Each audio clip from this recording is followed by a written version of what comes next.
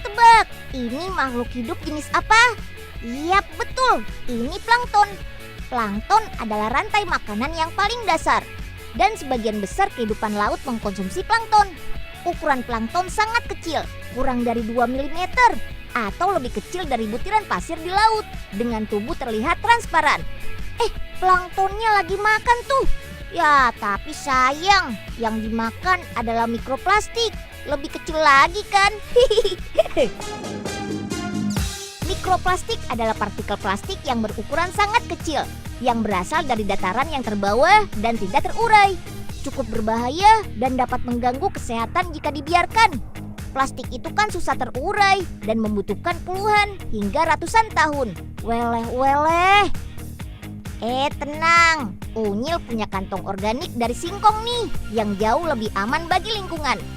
Unyil buktiin nih. Ayo Om, tunjukin. Bahan yang dari plastik, jika disetrika akan lengket dan menempel. Berbeda dengan kantong organik, kalau dipanaskan bahannya tidak menempel atau rusak. Selain disetrika, ada lagi nih uji coba dengan air panas. Kantong organik dimasukkan, kemudian diaduk-aduk. Tada! Hasilnya kantong organik terurai dengan sempurna. Mantap! Di alam, kantong organik akan terurai selama 180 hari saja. Wah, cepat kan? Kawasan industri Balaraja, Tangerang, Banten inilah pabrik kantong organik dibuat. Bahan dasarnya pun berasal dari organik. Dan yang utama dari singkong yang menjadi tepung tapioka, minyak sawit, dan bahan organik lainnya. Campur semua bahan di mesin pengaduk hingga tercampur rata. Selanjutnya, bahan diolah ke dalam mesin ekstruder. Bahan baku organik akan dipanaskan dengan suhu tertentu, kemudian dipotong hingga sesuai ukuran. Setelah melewati beberapa proses, hasilnya akan menjadi biji singkong seperti ini. Biji singkong gak hanya berwarna putih saja, ada juga warna-warna yang lainnya. Wow, keren kan? Di mesin inilah biji singkong akan diproses menjadi kantong yang ramah lingkungan. Wih. Oke, lanjut. Daya tampung tiap mesin mencapai 25 kg biji singkong. Dan untuk menghasilkan satu kantong organik membutuhkan 20 gram biji singkong. Panaskan biji singkong dengan suhu 179 derajat Celcius. Dan hasilnya akan menjadi lembaran seperti ini nih. Mantap! Lembaran kantong akan berjalan dengan alur turun naik. Fungsinya untuk memperkuat daya tarik agar kantong tidak gampang sobek. Lanjut! Lembaran kantong kemudian diprinting sesuai kebutuhan.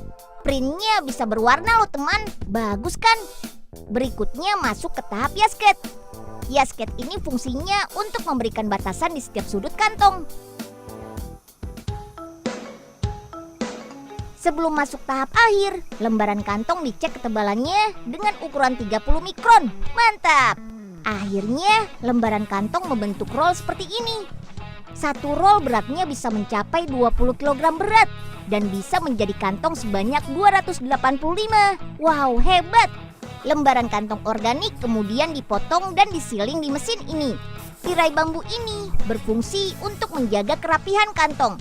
Sensor inilah yang berfungsi untuk menggerakkan mesin. Ada juga sensor gambar. Sensor ini akan mendeteksi gambar pada lembaran kantong. Fungsinya untuk memotong dengan ukuran yang sama. Berikutnya disiler atau dipanaskan. Tujuannya agar setiap bahan saling merekat. Kalau ini namanya mesin pon. Mesin hidrolik potong ini fungsinya untuk memberikan pegangan pada kantong. Setelah melewati beberapa proses, hasilnya seperti ini nih. Wih, warna-warni kantong organiknya.